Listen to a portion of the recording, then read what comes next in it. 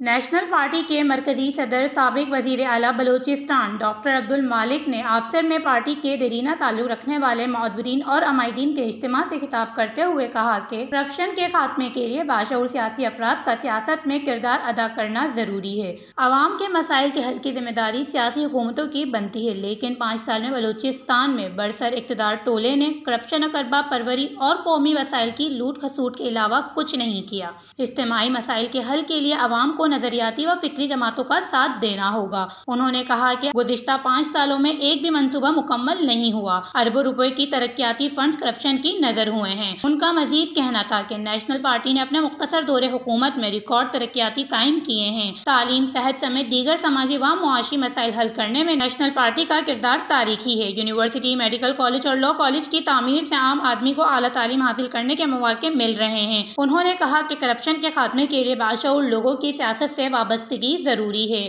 Wash news, Balochistan.